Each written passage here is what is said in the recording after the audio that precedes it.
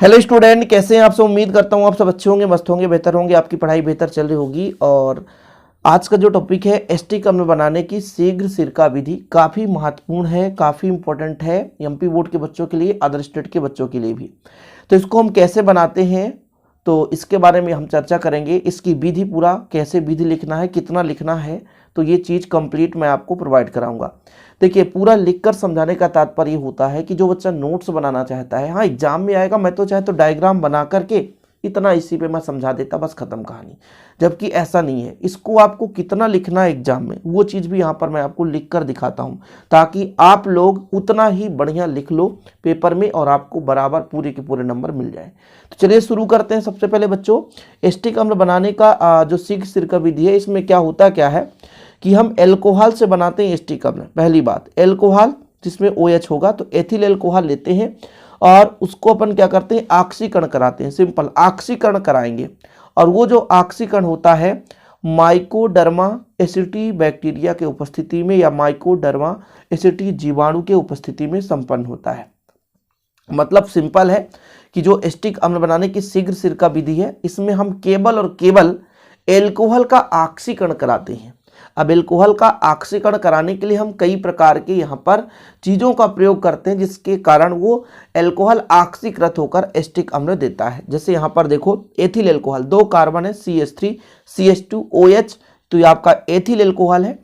ये जब ऑक्सीकृत हो गया, ऑक्सीजन ग्रहण कर लिया, H2 बाहर हो गया, तो CH3 COH बन गया, सिरका बन गया, जिसे एस्टिक अम्ल कहते हैं। शीघ्र सिरका विधि मतलब भाई साहब शीघ्र यानी आसानी से इसके माध्यम से हम इसे बना सकते हैं। ठीक, चलो इसको बनाने के लिए अपन उत्प्रेरक के रूप में किस चीज का प्रयोग करते हैं बच्चों, तो माइकोडर्मा एसिटी जीवाणु का प्रयोग करते हैं। इसके उपस्थिति में ये शीघ्र ही ऑक्सीकृत हो जाता है।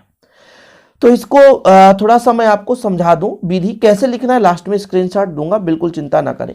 तो आपको एक बाल्टी नुमा पात्र दिख रहा है। पहली बात देखो जरा, बाल्टीनुमा पात्र है, मतलब इस विधि में एक प्रकार से जर्मन विधि इसे कहा जाता है। जर्मन के लोग इसे प्रयोग किए थे, इसलिए तो जर्मन विधि कहते हैं। ठीक है, तो एक प्रकार से यहाँ पे हम कह सकते हैं लकड़ी का भी बाल्टीनुमा बड़ा बड़ा पात्र लगा लो। जरूरी नहीं कि लकड़ी का ही, कुछ किसी और पात्र का भी आप बना सकते, मतलब किसी और पदार्थ का बना सकते हो, जैसे लोहे का हो गया, कुछ भी बना सकते हो। तो कुल मिलाकर के इस जर्मन विधि में अपन क्या करते हैं, बड़े बड़े बाल्टीनुमा पात्र लेते हैं। ठीक है, अब इस बाल्टीनुमा पात्र में बच्चों कई स्तंभ होते हैं। जैसे एक आपका ऊपर वाला भाग होता है, ठीक है, और ये जो है छेद होता है, जिससे वायु का आवागमन बना रहे, तभी तो ऑक्सीकृत होगा, यानी ऑक्सीकरण की क्रिया होगी। नीचे वाला तल जो है आभासी तल कहलाता है, और इसके नीचे जो है बूंद बूंद करके एस्टिक अम्ल हमें प्राप्त होता है, जिसे हम अलग कर लेते हैं। तो इसके विधि को लिखने के लिए अपन क्या करेंगे, सबसे पहले तो आपको ये लिखना है कि इस विधि में एक बाल्टीनुमा पात्र का प्रयोग करते हैं बच्चों। इस विधि को हम जर्मन विधि भी कहते हैं, याद रखिएगा। जो शीघ्र सिरका विधि है, इसे जर्मन विधि भी कहते हैं। तो इसमें हम एक बाल्टीनुमा पात्र लेते हैं, देख सकते हैं बाल्टीनुमा पात्र है, जिसमें कई छिद्र होते हैं। छिद्र का मतलब ये होता है निचले वाले भाग पर, यहाँ पर देखो ये छिद्र है, जहाँ से वायु का आवागमन बना रहता है, जिससे कि जो हमारा एल्कोहल है उसका ऑक्सीकरण हो सके। अब ये जो बाल्टीनुमा पात्र होता है बच्चों, इसमें क्या करते हैं, पुराने सिरके से भींगे हुए लकड़ी का छीलन भर देते हैं। यहाँ पर जो आपको दिख रहा है लकड़ी का छीलन, ठीक है, पुराने सिरके से। अच्छा, पुराना सिरका क्यों प्रयोग किया जाता है, क्योंकि पुराने सिरके में जो माइकोडर्मा एसिटी जीवाणु है, तो ये पर्याप्त मात्रा में उपस्थिति होते हैं, है ना, उपस्थित रहते हैं, मतलब पाए जाते हैं। जो पुराना सिरका होता है, जैसे हम सिरका बना रहे हैं, एस्टिक अम्ल को ही सिरका कहते हैं, तो जब हम सिरका बनाते हैं तो पुराना सिरका प्रयोग करते हैं। तो लकड़ी में जब पुराने सिरकों को भिगा देते हैं, तो जो पुराना सिरका होता है, इसमें पर्याप्त मात्रा में माइकोडर्मा एसिटी जीवाणु उपस्थित होते हैं। तो इस विधि में बाल्टीनुमा पात्र लेते हैं, जिसके निचले स्तर पर कई छिद्र होते हैं बच्चों। इस छिद्र से हवा का आवागमन बना रहता है, और इस बाल्टी में अपन क्या करते हैं, पुराने सिरके से भींगे हुए लकड़ी के छीलन को यहाँ रखते हैं। ठीक है, अब ये जो लकड़ी का छीलन होता है, इसका हम प्रयोग क्यों करते हैं, ताकि इसमें पर्याप्त मात्रा में एस्टिक अम्ल रहे और माइकोडर्मा एसिटी जीवाणु हो, और बूंद बूंद करके ये जो हमारा एल्कोहल है उससे गुजर सके। ठीक, तो बाल्टीनुमा पात्र में पुराने सिरके से भींगी हुई लकड़ी का छीलन भरकर अपन क्या करते हैं, ऊपर से एथिल एल्कोहल गिराते हैं। एथिल अल्कोहल एकदम तनु होना चाहिए, बहुत ही कम। जैसे मान लीजिए पानी ही ले लिए, पानी में आप एथिल अल्कोहल मिला दिए 10%, तो तनु आपका विलयन कहला गया। तो तनु विलयन यहाँ से धीरे धीरे गिराते हैं। अब इसमें क्या होता है बच्चों कि जो पुराना सिरका होता है इसमें पर्याप्त मात्रा में माइकोडर्मा एसिटी जीवाणु होते हैं, लेकिन इन जीवाणुओं को कहीं ना कहीं कुछ भोज्य पदार्थ चाहिए, जिसके लिए यहाँ पर अमोनियम सल्फेट डाला जाता है, जिससे बैक्टीरिया को भोजन मिल सके। यानी जो अमोनियम सल्फेट इसमें डालते हैं इस बाल्टी पे, तो ये जो बाल्टी में अमोनियम सल्फेट होता है बैक्टीरिया के भोजन के रूप में कार्य करता है।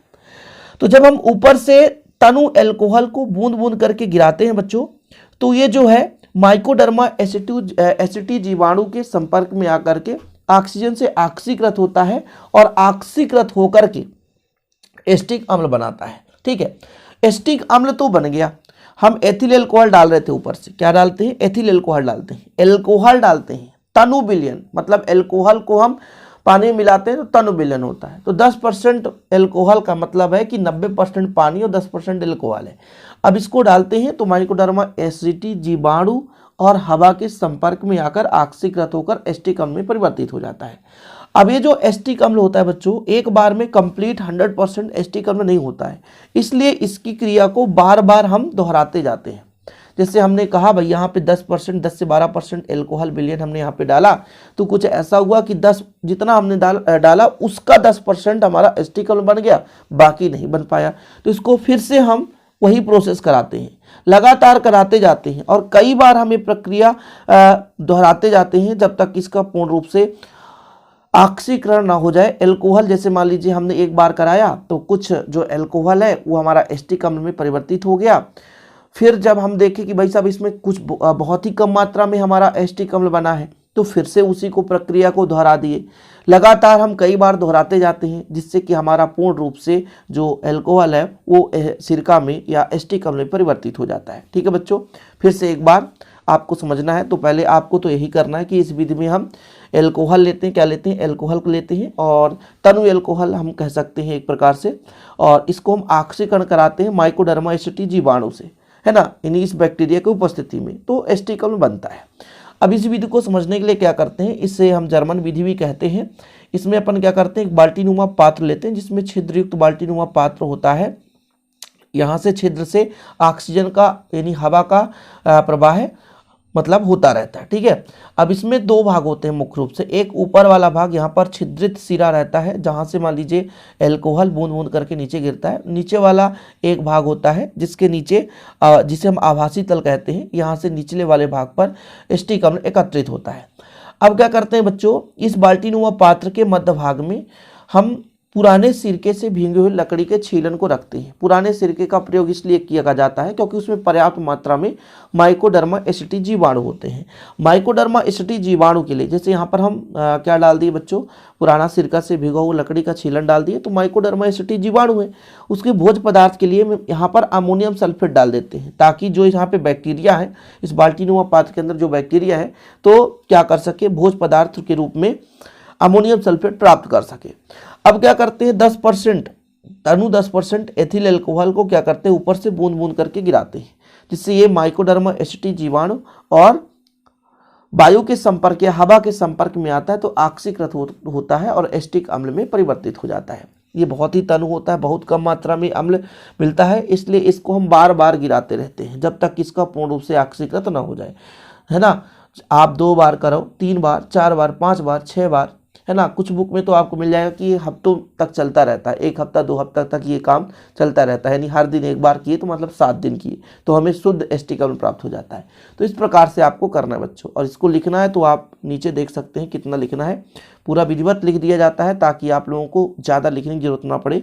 जितना मैं लिखा हूँ उतना आप लिख देते हैं तो बराबर नंबर मिल जाएंगे बच्चों। ओके, तो एस्टिक अम्ल बनाने की शीघ्र सिरका विधि है जो कि काफ़ी महत्वपूर्ण और काफ़ी हेल्पफुल हो सकता है यदि आप तैयार कर लेते हैं तो बोर्ड एग्जाम के लिए। बच्चों मिलते हैं अगली वीडियो के साथ। जय हिंद, वंदे मातरम।